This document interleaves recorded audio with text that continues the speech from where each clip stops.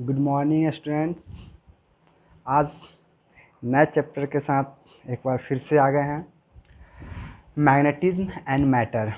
नया चैप्टर मेरा कौन सा है? Magnetism and matter. यह चैप्टर 5 है। इससे पहले पढ़ाए थे मूविंग चार्जेस एंड मैग्नेटिज्म। ये दोनों मैग्नेटिज्म ही है, मतलब मैग्नेट से ही रिलेटेड पोर्शन है, लेकिन जो जिसमें मूविंग चार्जेस एंड मैग्नेटिज्म पढ़ना है उसमें करंट से रिलेटेड मैग्नेट के बारे में जानना है कि जो भी करंट के कारण वह करंट कैरिंग कंडक्टर स्टेट हो सकता है, सर्कुलर लूप में हो सकता है, उसके कारण मैग्नेटिक फील्ड हो सकता है, या फिर उसका मैग्नेटिक डाइपोल मोमेंट हो सकता है, फिर टॉर्क लग सकता है जब उसे किसी एक्सटर्नल फील्ड में रखते हैं। ये बहुत सारी चीज़ें थी जो हमें मूविंग चार्जेस एंड मैग्नेटिज्म में पढ़ने थे। अब हम पढ़ रहे हैं मैग्नेटिज्म एंड मैटर। इसमें हमें क्या पढ़ना है? जो परमानेंट मैग्नेट होता है उसके बारे में पढ़ना है, या फिर जो मैग्नेटिक सब्सटेंस होता है उसके बारे में पढ़ना है कि कोई भी सब्सटेंस जो है वो किस टाइप का बिहेवियर शो करेगा। वह मैग्नेटिक मतलब वह पैरामैग्नेटिक है, फेरोमैग्नेटिक है, डायमैग्नेटिक है। ये सब्सटेंस का टाइप होता है। ये इस बेसिस पे डिसाइड किया जाता है कि हाँ, कौन सा सब्सटेंस मैग्नेट की तरफ अट्रैक्ट हो रहा है या फिर रिपेल हो रहा है। इन सारी चीज़ों को देखते हुए हम उसे कैटेगराइज करते हैं कि किस सब्सटेंस को कौन से कैटेगरी में रखा जाए। तो सबसे पहले हम बात कर लेते हैं वन बाय वन करके कि परमानेंट मैग्नेट में हम ये पढ़ लेते हैं कि आखिर किसी भी मैग्नेट का प्रॉपर्टीज़ क्या होता है, क्या क्या उसमें होने चाहिए, क्या क्या उसका खास बात है। आखिर कौन सा प्रॉपर्टी ऐसा है जो हमें ये बता सकता है कि देखने से तो नहीं, लेकिन हाँ उसके कुछ प्रॉपर्टी होंगे, उसका अट्रैक्शन होगा, रिपल्सन होगा, या कोई दूसरे भी चीज़ जिससे हम लोग क्या कर सकते हैं, आसानी से उसे समझ सकते हैं कि हाँ ये मैग्नेट का है, या फिर किसी आयरन रॉड का है, या फिर मैग्नेटिक सब्सटेंस का है। तो चलिए बात करते हैं। सबसे पहला प्रॉपर्टी जो है मेरा वो है प्रॉपर्टी ऑफ अट्रैक्शन का। किसका है? प्रॉपर्टी ऑफ अट्रैक्शन का। तो इसमें क्या होता है कि it attracts the small pieces of iron, nickel and cobalt. यह जो होता है मैग्नेट वह क्या करता है? Small piece of iron, nickel and cobalt, इसमें से किसी का भी हो, ये सारे चीज़ों को क्या करता है? अट्रैक्ट करता है अपनी तरफ।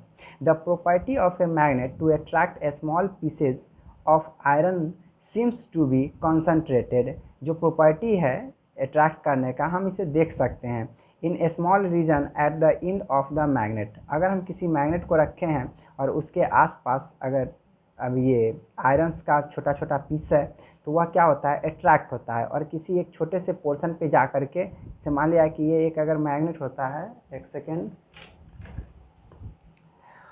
बात करते हैं। यह अगर कोई भी मैग्नेट का पोल है, अगर ये नॉर्थ पोल है, तो जो आयरन फिलिंग्स होगा, जो आयरन का छोटा छोटा टुकड़ा होगा, वो सब इसके किसी एक रीजन पे आकर के जमा होना शुरू हो जाता है। मतलब यह अट्रैक्ट होता है किसके तरफ? मैग्नेट के तरफ।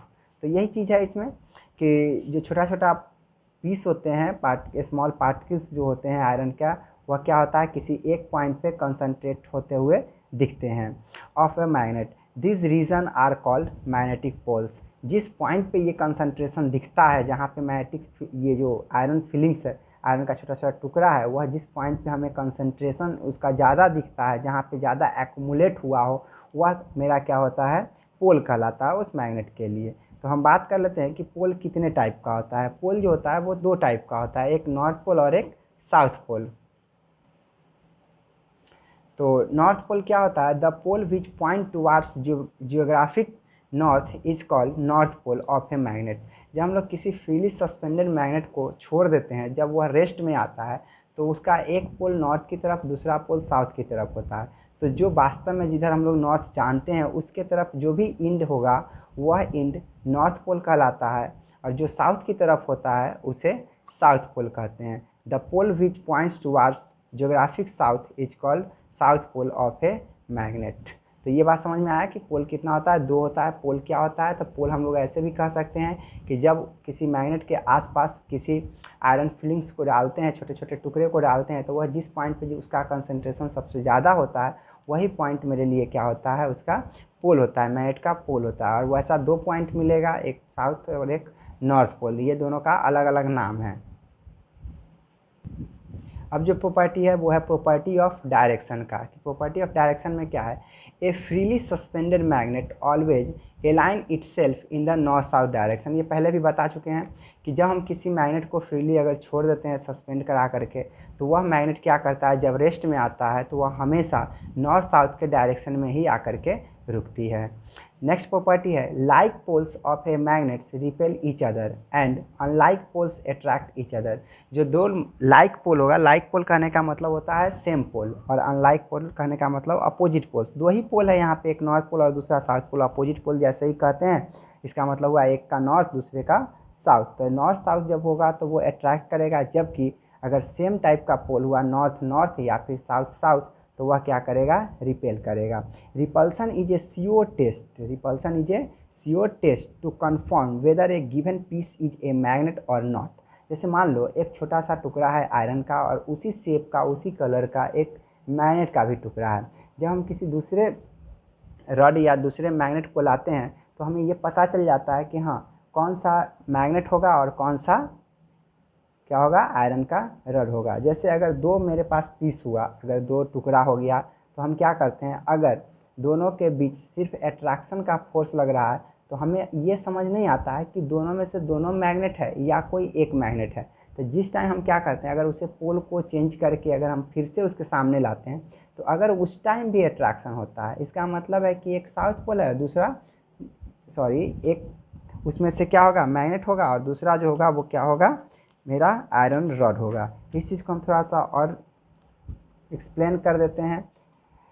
अगर हम मानते हैं कि यह मेरे पास क्या है, एक नॉर्थ पोल और साउथ पोल वाला मैग्नेट है, इसके सामने एक आयरन का टुकड़ा आया। क्या आया, आयरन का टुकड़ा।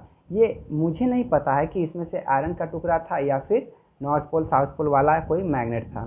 तो यह क्या करेगा, जब ये दोनों को नज़दीक लाएंगे तो यह इसको अट्रैक्ट करेगा और ये भी उसके तरफ अट्रैक्ट होगा। तो हम क्या करेंगे, इसमें से किसी एक को चेंज कर देंगे। हम इसका पोल को चेंज कर दिए, यह साउथ हुआ, यह नॉर्थ हुआ, यह यहाँ पे एक आयरन का रड है। अब फिर भी यहाँ पे अट्रैक्शन शो कर रहा है। जब ये दोनों का कंडीशन में अट्रैक्शन ही शो करेगा तो फिर ये बता पाना मुश्किल होता है कि ये इसमें से ये मैग्नेट है या फिर ये मैग्नेट है। क्यों, क्योंकि दोनों में से कोई भी मैग्नेट होगा तो फिर भी तो एक दूसरे को अट्रैक्ट करेगा।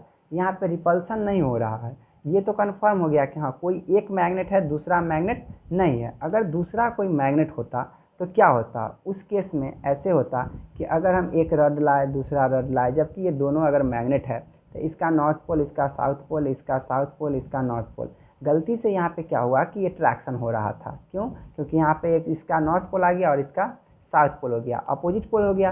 तो हमें क्या करना है, टेस्ट करने के लिए सबसे पहले किसी एक ही पोल को अब चेंज करना है। तो सिर्फ इसको अगर चेंज करते हैं तो मेरे पास क्या आ जाएगा, ये साउथ पोल आएगा और ये नॉर्थ पोल आएगा, जबकि इसका एज़ यूजुअल जो पहले था वही रहेगा।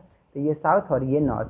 अगर इस टाइम में रिपल्सन होना शुरू हुआ, मतलब ये इधर भागेगा ये इधर भागेगा, तो हम ये श्योर हो गए कि इस दोनों का सेम पोल आ गया। वो साउथ साउथ भी हो सकता है, वो नॉर्थ नॉर्थ भी हो सकता है। जैसे ही सेम पोल आता है तो हम समझ गए कि अच्छा दोनों का दोनों मैग्नेट है, जबकि इसमें ये पता नहीं चल रहा था कि हाँ कौन मैग्नेट है और कौन मैग्नेट नहीं है। तो यही कहा गया है कि जो रिपल्सन होता है किसी भी जगह पे, अगर किसी भी टाइप के सब्सटेंस में, तो हमें ये समझ में आना चाहिए कि repulsion is a sure test to confirm whether a given piece of a magnet और नॉट। या मतलब जो दिया हुआ पीस है मेरे पास, जो टुकड़ा है, वह मैग्नेट है या नहीं। तो रिपल्सन बहुत ज़रूरी चीज़ है, रिपल्सन ही ज़्यादातर काम आएगा मुझे कि हाँ वो मैग्नेट है या नहीं चेक करने में। अब हम अगले प्रॉपर्टी की बात करते हैं, प्रॉपर्टी ऑफ इंडक्शन की।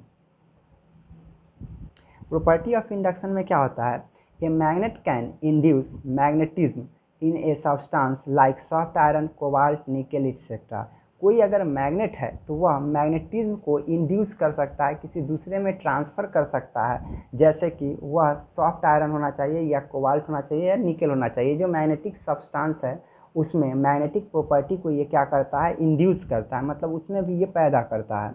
नेक्स्ट है breaking a magnet successively into a smaller piece would still produce teeny magnet each with a north pole and a south pole. इसमें कहा गया है कि अगर हम किसी मैग्नेट को, अगर हम क्या करते हैं, ये मेरे लिए एक मैग्नेट है मेरे पास जिसका नॉर्थ पोल और ये साउथ पोल है, अगर हम इसे ब्रेक करते हैं, तो इसका क्या हो गया, एक पोर्शन ये है साउथ, इसका दूसरा पोर्शन ये है इसका नॉर्थ। जब हम इसे ब्रेक करते हैं तो इसका दोनों पोर्शन एक मैग्नेट की तरह बिहेव करता है और दोनों के पास अपना अपना पोल होगा, इसके पास नॉर्थ पोल और इसके पास साउथ पोल। अगर हम इसमें से फिर से किसी एक का ब्रेक करते हैं तो क्या हुआ कि इसका ये साउथ पोल और इसका ये नॉर्थ पोल, अब यहाँ पे नॉर्थ आएगा और यहाँ पे साउथ आएगा। इस तरह से फर्दर अगर ब्रेक करेंगे, इस तरह से लगातार अगर ब्रेक करते जाते हैं तो मेरे पास क्या होता है, स्मॉलर से स्मॉलर तक जाने के बाद हमें मैग्नेट ही मिलता है। मतलब उसको टीनी मैग्नेट भी कहा जा सकता है कि अगर हम लोग किसी भी मैग्नेट को सक्सेसिवली तोड़ते चले गए तो वह मैग्नेट जो होगा वो मुझे टीनी मैग्नेट्स मिलेगा। हर एक के पास नॉर्थ पोल और साउथ पोल होगा, इवन उसके एक मोलिक्यूल तक भी नॉर्थ पोल और साउथ पोल मिलेगा। नेक्स्ट प्रॉपर्टी है magnetic poles always exist in opposite pairs. अब देखो, इससे पहले अभी जो फिगर बताए थे उसमें क्या था कि जो मैग्नेटिक पोल्स होता है वो हमेशा किस में होता है, अपोजिट पेयर्स में होता है। अभी हम यहाँ पे क्या दिखे थे कि एक साउथ एक नॉर्थ है, अगर हम इसे ब्रेक किए तो इसका अपोजिट पोल्स यहाँ पे आया, फिर यहाँ भी अपोजिट पोल्स आया, फिर अगली बार इसको ब्रेक किए तो इसका अपोजिट पोल्स इसमें आया, इसका अपोजिट पोल्स इसमें आया। तो नॉर्थ साउथ जो होता है वो सब में रहता है और हमेशा अपोजिट पोल्स में ही एग्जिस्ट करते हैं किसी मैग्नेट में। तो वो था मैग्नेटिक प्रॉपर्टी, जिसमें बहुत सारे मैग्नेट की प्रॉपर्टी के बारे में हम लोग पढ़े। अब हम लोग पढ़ते हैं मैग्नेटिक फील्ड के बारे में। एक्चुअली फील्ड क्या होता है, जिसका भी फील्ड पढ़ते हैं उसके आसपास का एरिया होता है। जैसे मान लो ग्रेविटेशनल फील्ड, तो ग्रेविटी के आसपास का एरिया, अर्थ के चारों तरफ जो एरिया होता है उस यहाँ तक उसका इफेक्ट होता है, उस चीज़ को हम लोग क्या कहते हैं, ग्रेविटेशनल फील्ड कहते हैं। तो हमें अभी क्या पढ़ना है, मैग्नेटिक फील्ड पढ़ना है। मैग्नेटिक फील्ड क्या होता है, द एरिया सराउंडिंग मैग्नेट, मतलब वैसा एरिया जो मैग्नेट के आसपास का होगा, in which its effect can be felt, जहाँ पे इसका प्रभाव पड़ता है, इज कॉल्ड मैग्नेटिक फील्ड। यही मैग्नेटिक फील्ड होता है। मतलब हम लोग इलेक्ट्रिक फील्ड भी जब पढ़ते हैं तो इलेक्ट्रिक फील्ड में ये कहा जा सकता है कि the space around a charge particle where its effect is felt is called electric field. यहाँ मैग्नेटिक फील्ड है तो हमें याद रखना है, the area surrounding a magnet in which its effect can be felt is called magnetic field. अब हम लोग बात करते हैं मैग्नेटिक फील्ड लाइंस का, या फिर सीधा कभी कभी ये भी लिख सकते हैं फील्ड लाइंस का। तो फील्ड लाइंस में ये हमें पता नहीं चलता है कि हाँ इलेक्ट्रिक फील्ड लाइंस है या फिर मैग्नेटिक फील्ड लाइंस है, तो उसे कंफर्म करने के लिए हम लोग मैग्नेटिक फील्ड लाइंस लिख लेते हैं। या फिर इसका दूसरा नाम जो होता है वह होता है magnetic lines of force. Force के लाइंस को भी ये रिप्रेजेंट कर रहा है, इसलिए इसका दूसरा नाम क्या होता है, मैग्नेटिक लाइंस ऑफ फोर्स या फिर मैग्नेटिक फील्ड लाइंस। ये क्या होता है, magnetic lines of force are those lines in a magnetic field along which an imaginary free isolated north pole can move। देखो भाई, इसमें क्या है ना कि मैग्नेटिक फील्ड में हमें एक लाइन को ड्रॉ करते हैं। एक्चुअली एक लाइन नहीं, बहुत सारे लाइन होता है। और देखो लाइन, कैसा लाइन ड्रॉ कर रहे हैं, जब उसमें कोई imaginary free isolated north pole move कर रहा हो। जब हम किसी मैग्नेटिक फील्ड में किसी आइसोलेटेड नॉर्थ पोल को, आइसोलेटेड नॉर्थ पोल का मतलब होता है कि एक सिंगल नॉर्थ पोल, जबकि हम पहले भी पढ़ चुके हैं प्रॉपर्टी में कि कभी भी सिंगल नॉर्थ पोल एग्जिस्ट नहीं करता है। जब भी एग्जिस्ट करेगा तो इसके साथ एक साउथ होगा ही होगा। लेकिन हम ऐसा मान लेते हैं, इमेज कर लेते हैं, इमेजिनरी चीज़ है, यह मान लिए कि मेरे पास सिर्फ नॉर्थ पोल है। तो जब नॉर्थ पोल है तो किसी मैग्नेटिक फील्ड में वो जो फील्ड क्रिएट होगा वो नॉर्थ और साउथ पोल के कारण क्रिएट हुआ होगा। तो जब नॉर्थ पोल के सामने आएगा तो यह क्या करेगा, रिपेल करेगा, तो इसको धक्का देगा, बाहर की तरफ जाएगा। अगर इस पॉइंट पे मैग्नेटिक नॉर्थ पोल है, यहाँ पे जो इमेजिनरी मैग्नेटिक नॉर्थ पोल है, इसका ये नॉर्थ पोल इसको धक्का दे करके बाहर भेजना चाहेगा। लेकिन उसी टाइम में जो इसका साउथ पोल है वह कहेगा कि नहीं मेरे पास आ जाओ, क्योंकि ये तो अपोजिट पोल्स है, यह इसको अट्रैक्ट करेगा। अब सोच के देखो, यह एक पॉइंट नॉर्थ पोल जिस पे एक फोर्स लगा नॉर्थ के कारण और एक फोर्स लगा साउथ पोल के कारण। अब एक ही ऑब्जेक्ट पे दो फोर्स लगने की वजह से इसका रिजल्टेंट क्या होगा, इस डायरेक्शन में होगा। मतलब जो रिजल्टेंट मैग्नेटिक फील्ड होगा, मैग्नेटिक फोर्स होगा, उस डायरेक्शन के अलोंग यह मूव करना चाहेगा और फाइनली क्या होता है, पाथ इस ढंग का यह ट्रेस कर लेता है। क्यों, क्योंकि यहाँ पे जब आएगा नॉर्थ पोल तो यह नॉर्थ पोल और यह साउथ पोल इसको अट्रैक्ट करेगा, जबकि इस पॉइंट पे आएगा तो इसको रिपेल करेगा, मतलब बाहर की ओर धक्का देगा। तो जब किसी मैग्नेटिक फील्ड में, ये मान लिए पूरा मैग्नेटिक फील्ड है, जब किसी मैग्नेटिक फील्ड में imaginary unit north pole freely move करता है, ऐसा नहीं कि इसको फिक्स कर दिए कांटी ठोक करके, ऐसा नहीं करना है। तो यहाँ पे क्या है कि जब ये फ्रीली मूव करता है तो ये जिस पाथ को फॉलो करेगा, यहाँ से चलना शुरू किया, जिस पाथ को फॉलो करेगा उस पाथ को अगर हम लोग लाइन से ड्रॉ करते हैं तो वही जो हमारा लाइन होता है वह मैग्नेटिक फील्ड लाइंस कहलाता है, या फिर उसका दूसरा नाम होता है मैग्नेटिक लाइंस ऑफ फोर्स। तो अब समझ में आया, magnetic lines of force are those lines, मतलब बहुत सारे लाइंस होता है इन ए मैग्नेटिक फील्ड, कहाँ पे, मैग्नेटिक फील्ड में, along which an imaginary free isolated, जिस एलॉन्ग विच मतलब जिस रास्ते से, एन इमेजिनरी एक इमेजिनरी फ्री आइसोलेटेड, फ्री है मतलब मूव करने के लिए, और आइसोलेटेड है अकेला है, नॉर्थ पोल मूव्स, और नॉर्थ पोल जिस डायरेक्शन में मूव करता है। कुछ प्रॉपर्टी भी होते हैं मैग्नेटिक फील्ड लाइंस के, इसके बारे में भी कुछ पढ़ ले। Properties of field lines, field lines के क्या क्या प्रॉपर्टी होते हैं। Lines of force are continuous lines, जो लाइंस ऑफ फोर्स होता है या मैग्नेटिक फील्ड लाइंस होता है वह कंटिन्यूअस होता है। Outside a bar magnet the lines of force are directed away from north pole and towards the south pole, यानी कि मैग्नेटिक फील्ड लाइंस जो होता है किसी भी बार मैग्नेट के कारण वह नॉर्थ पोल से बाहर की ओर जाता है, जबकि साउथ पोल के अंदर आता है। अगर हम इसे डायग्राम से देखें तो हम ये समझेंगे कि ये अगर मेरा नॉर्थ पोल है, ये अगर हम मेरा बार मैग्नेट है जिसका नॉर्थ पोल, और ये इसका साउथ पोल, तो मैग्नेटिक फील्ड लाइंस इसके नॉर्थ पोल से निकल करके साउथ पोल की तरफ होगा, ठीक है, नॉर्थ पोल से निकल करके साउथ पोल की तरफ होगा। ये इसका ये इसका डायरेक्शन हो गया कि नॉर्थ पोल से बाहर की तरफ जा रहा है और साउथ पोल पे अंदर की तरफ आ रहा है। क्यों? क्योंकि हम ये जो पाथ है वह किसके द्वारा फॉलो किया गया है, इमेजिनरी नॉर्थ पोल के द्वारा फॉलो किया गया है। तो ये प्रॉपर्टी समझ में आया कि मैग्नेट के बाहर जो मैग्नेटिक फील्ड लाइंस होता है वह नॉर्थ पोल से निकलता है और साउथ पोल पे जा कर के मिल जाता है। लेकिन मैग्नेट के अंदर क्या होता है कि ये जो साउथ पोल है साउथ पोल से निकलता है और नॉर्थ पोल की तरफ जाता है। इसीलिए यहाँ पे ये बताया गया है कि outside the magnet, outside a bar magnet the lines of force are directed away from north pole and towards the south pole. Next property है inside a bar magnet the lines are directed from south pole and towards the north pole, ये हम बता चुके हैं। Next property अब देखते हैं। इसका अगला जो प्रॉपर्टी है lines of force do not intersect. अभी जो हम फिगर बनाए थे उसमें क्या था कि कोई भी लाइन जो है फील्ड लाइंस वह एक दूसरे को इंटरसेक्ट नहीं कर रही है।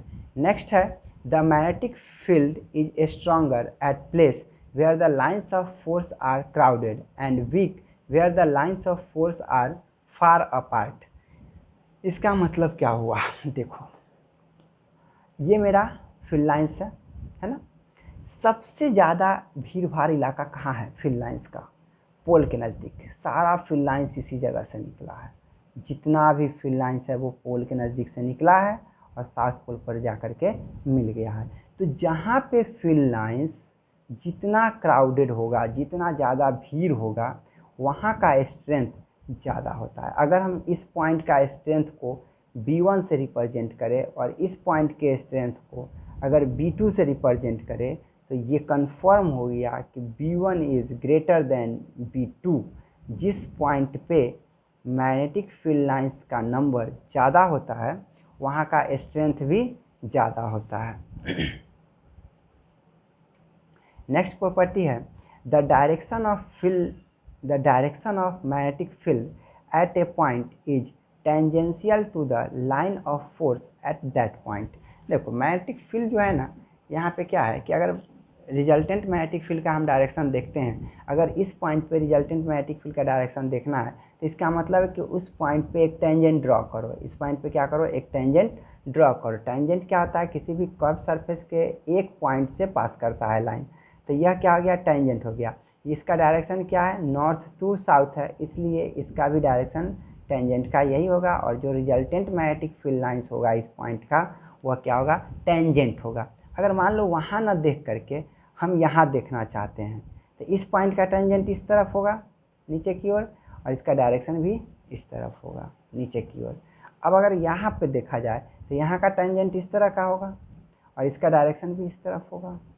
तो ये समझ में आया कि किसी भी पॉइंट का जो मैग्नेटिक फील्ड लाइंस होता है, उस पॉइंट पे अगर हम टेंजेंट ड्रॉ करते हैं तो वह उस पॉइंट का डायरेक्शन शो करता है, रिजल्टेंट डायरेक्शन। ऐसा नहीं कि एक जैसे नॉर्थ पोल जो होता है वो हमेशा बाहर की ओर लगाता है, जबकि साउथ पोल जो होता है वो हमेशा अंदर की ओर खींचता है। तो यह क्या हो गया मेरा, ये था properties of magnetic field lines. ठीक, अब आगे बात करते हैं कि पोल स्ट्रेंथ क्या होता है। पोल तो हम समझते हैं कि जिस पॉइंट पे आयरन फिलिंग्स का कंसंट्रेशन ज़्यादा होता है वह पॉइंट मेरे लिए पोल है। मतलब जहाँ पे ये समझना चाहिए कि जिस पॉइंट पे मैग्नेटिक स्ट्रेंथ ज़्यादा होगा, मतलब उसका जो अट्रैक्टिंग या रिपल्सिंग प्रॉपर्टी सबसे ज़्यादा होगा, उस पॉइंट को हम लोग क्या बोलते हैं, पोल कहते हैं। यह पॉइंट कितना होता है, जनरली 2 पॉइंट होता है, एक साउथ पोल और एक नॉर्थ पोल। अगर हम उसे ब्रेक करते हैं तो फिर से दोनों में अलग अलग आ जाएगा पोल, और दोनों पोल जो होगा वो अपोजिट पोल्स होगा। ऐसा नहीं कि एक इन साउथ था दूसरा इन नॉर्थ था, जब हम तोड़े तो पता चला नॉर्थ वाले में नॉर्थ बन गया और साउथ वाले में साउथ बन गया, ऐसा कुछ नहीं है। तो हम बात करते हैं पोल स्ट्रेंथ का कि पोल स्ट्रेंथ क्या होता है। देखो पोल स्ट्रेंथ क्या होता है, the ability of the pole of a magnet to attract और repel another magnetic pole is called its pole strength. It is denoted by m. Its SI unit is ampere meter. इसे ampere metre में represent, इसका जो SI unit होता है वो ampere metre होता है, और इसे रिप्रेजेंट किया जाता है m से। कहीं कहीं पे पोल स्ट्रेंथ को p से भी रिप्रेजेंट किया गया है, इसलिए कंफ्यूज नहीं होना है कि p फॉर ये डाइपोल मोमेंट है, ऐसा नहीं है। यहाँ पे क्या है, p को भी मैग्नेटिक पोल स्ट्रेंथ लिया गया है। तो जनरली क्या होता है, m कंसीडर करते हैं, इसलिए हम यहाँ पे लिखते हैं it is denoted by m, its SI unit is ampere metre. मतलब जैसे हम लोग चार्ज को पढ़ते थे कि q, तो q यहाँ q की जगह पे यहाँ पे क्या है, m है। जैसे उसका हम लोग क्या पढ़ते थे कि उसका SI यूनिट होगा कूलम, उसी तरह इसका अपना SI यूनिट होगा, वो होगा एम्पियर मीटर होगा। तो ये है पोल स्ट्रेंथ। अब हम लोग पढ़ते हैं inverse square law of magnetism. जैसे पढ़े थे चार्ज में कूलम्ब्स लॉ, एग्जैक्टली सेम है inverse square law of magnetism. क्या होता है इसमें कि द फोर्स ऑफ अट्रैक्शन और रिपल्सन बिटवीन 2 मैग्नेटिक पोल्स, जब 2 पोल्स होगा मेरे पास तो उसके फोर्स ऑफ अट्रैक्शन और रिपल्सन, जो भी फोर्स होगा, फोर्स के अमाउंट से मुझे मतलब है कि उसका अमाउंट क्या होगा, अट्रैक्शन या रिपल्सन, वो तो ये डिसाइड करेगा कि दोनों पोल अगर सेम है तो वह रिपल्सिव नेचर का होगा, अगर अपोजिट पोल है तो वह अट्रैक्टिव नेचर का होता है। तो हम यहाँ पे क्या कह सकते हैं कि द फोर्स ऑफ अट्रैक्शन और repulsion between 2 magnetic poles is directly proportional to the product of their strength. जैसे कि उसमें भी था Q1 Q2, यहाँ पे क्या है M1 M2 होगा, क्योंकि डायरेक्टली प्रोपोर्शनल है किसका, पोल स्ट्रेंथ का। और पोल स्ट्रेंथ को हम लोग किस चीज़ से रिप्रेजेंट करते हैं, M से। तो हम मान लिए मेरे पास यह 2 पोल है, एक का नाम M1 दूसरे का नाम M2, दोनों के बीच का सेपरेशन R है। तो जो भी फोर्स लगेगा इस दोनों के बीच, फोर्स ऑफ अट्रैक्शन हो या फोर्स ऑफ रिपल्सन हो, वह डायरेक्टली प्रोपोर्शनल होता है product of their pole strength, directly proportional to the product of their strength and inversely proportional to the square of the distance between them and acts along the line joining the poles. और इसका जो R के साथ relation है, मतलब distance के साथ, वह क्या होता है, इन्वर्सली प्रोपोर्शनल क्या R स्क्वायर का होता है। अब इसमें क्या होता है कि जो फोर्स लगता है वो हमेशा दोनों पोल स्ट्रेंथ को मिलाने वाले स्ट्रेट लाइन के एलोंग लगता है। एलोंग मतलब हो सकता है दोनों के बीच की तरफ लग रहा हो या दोनों से दूर लग रहा होगा। तो दोनों से दूर तभी लगेगा जब वहाँ पे रिपल्सिव नेचर का फोर्स होगा, मतलब जब दोनों सेम नेचर वाले पोल होंगे।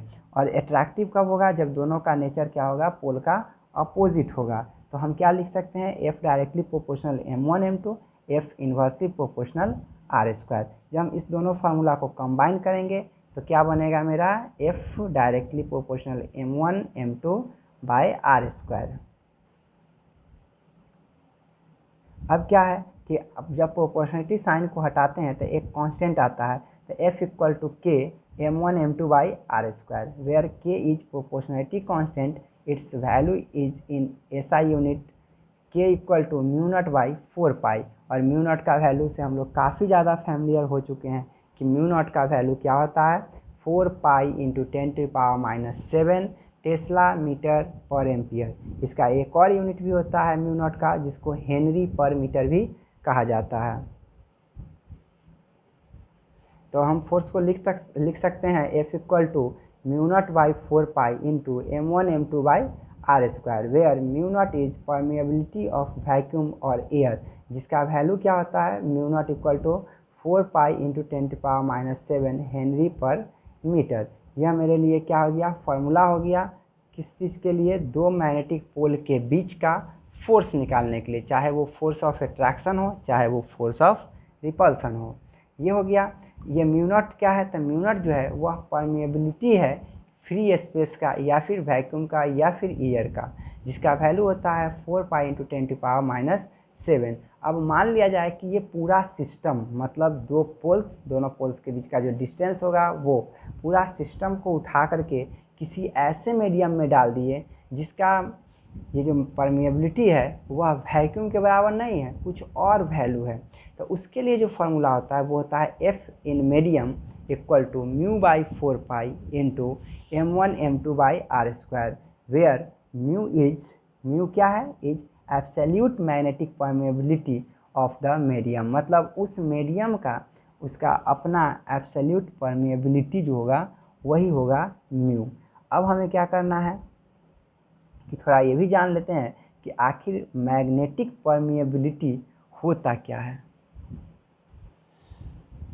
तो magnetic permeability of a medium is defined as its ability to allow the magnetic lines of the force to pass through it, मतलब मैग्नेटिक परमिएबिलिटी जो है वो किसी मीडियम का इस तरह से डिफाइन होता है कि वह उस मीडियम के लिए है जो कि वह शो करता है कि हाँ कितना मैग्नेटिक फील्ड लाइंस उस मीडियम से होकर के पास कर सकता है या फिर पास करने के लिए अलाउ करेगा, या फिर हम ये भी कह सकते हैं कि to allow itself to be influence by magnetic field, मतलब यह अपने आप पे कितना प्रभावित होगा अगर इसको किसी मैग्नेटिक फील्ड में रख दिया गया है, मतलब किसी सब्सटेंस को मैग्नेटिक फील्ड में रख दिया गया हो। हम सभी जानते हैं रिलेटिव का मतलब क्या होता है, रिलेटिव का मतलब होता है कि किसी एक का किसी स्टैंडर्ड फॉर्म के साथ कंपेयर करना। तो अब जो हमें पढ़ना है वो पढ़ना है रिलेटिव परमिएबिलिटी म्यू आर, जिसे म्यू आर से रिप्रेजेंट करते हैं। तो it is defined as the ratio of magnetic force in a medium to the magnetic force in vacuum, मतलब रिलेटिव परमिएबिलिटी जो होता है वो किसी भी मीडियम का उसका अपना परमिएबिलिटी टू द उसका रेशियो होता है किसके साथ, एयर का या फिर वैक्यूम का परमिएबिलिटी के साथ। तो हम अभी क्या देखे थे, फार्मूला जो देखे थे एफ इन मीडियम का mu by 4 pi m1 m2 by R square, जबकि एफ जो होता है एयर में वह क्या होता है या फिर वैक्यूम में mu not by 4 pi into m1 m2 by R square. अगर हम पूरे को कैंसिल करें तो सब कुछ कैंसिल हो जाएगा, सिर्फ बचेगा mu R equal to mu by mu not, where mu जो है वह क्या है, उस सब्सटेंस का उस फील्ड का क्या है, मैग्नेटिक परमिएबिलिटी है, जबकि म्यू नॉट क्या है, यह फ्री स्पेस या फिर हम ये कह सकते हैं कि वहाँ पे कुछ भी नहीं है, वैक्यूम है। तो वैक्यूम वाले जगह का जो परमिएबिलिटी होता है वह होता है म्यू नॉट। तो हम इस चीज़ से ये भी निकाल सकते हैं कि म्यू इक्वल टू क्या हो जाएगा, तो म्यू इक्वल टू हो जाएगा mu not into mu R, where mu not जो है वह फ्री स्पेस का है, जबकि म्यू आर जो है वह किसी भी सब्सटेंस का या मीडियम का रिलेटिव परमिएबिलिटी है। ये रिलेटिव परमिएबिलिटी जो है वह सेम फिजिकल क्वांटिटी का एक रेशियो है, इसलिए यह क्या होगा, यूनिटलेस होगा, मतलब इसके पास किसी भी टाइप का यूनिट नहीं होगा। और एयर या फिर वैक्यूम के लिए जो रिलेटिव परमिएबिलिटी होता है वो 1 होता है, क्यों, क्योंकि वैक्यूम या फिर एयर के परमिएबिलिटी से ही हम हमेशा क्या करते हैं, रेशियो निकालते हैं, हमेशा ये पता करते हैं कि हाँ कि जो मेरा मीडियम का परमेबिलिटी है या फिर जो मेरा फ्री स्पेस जहाँ पे है उसका परमेबिलिटी, दोनों में क्या रिलेशन है कि रिलेटिव परमेबिलिटी बड़ा है या छोटा है, 1 से ज़्यादा बड़ा आ रहा है या फिर 1 से कम आ रहा है। अगर 1 से ज़्यादा बड़ा आता है इसका मतलब है कि उस स्पेस का परमेबिलिटी ज़्यादा होता है फ्री स्पेस के कंपेयर में, जबकि एयर और वैक्यूम का जो रिलेटिव परमेबिलिटी होता है वो 1 होता है। तो वही चीज़ से हम डिवाइड भी करते हैं और इसी चीज़ को ऊपर भी रखना है, तो रेशियो क्या आएगा, 1 आएगा। तो इतना मेरा क्या था, अभी तक क्या क्या पढ़े कि ये मैग्नेट के प्रॉपर्टी के बारे में पढ़े, मैग्नेटिक फील्ड लाइंस के बारे में पढ़े, मैग्नेटिक फील्ड लाइंस क्या प्रॉपर्टी के बारे में पढ़े, और इन्वर्स स्क्वायर लॉ के बारे में पढ़े। Inverse square law exactly same है किसके तरह, तो कूलम्ब्स लॉ के तरह। तो फिर अगले क्लास में पढ़ेंगे, तब तक इस चीज़ को रिवाइज कीजिए, अच्छे से याद कीजिए, इसे नोट कीजिए। Thank you.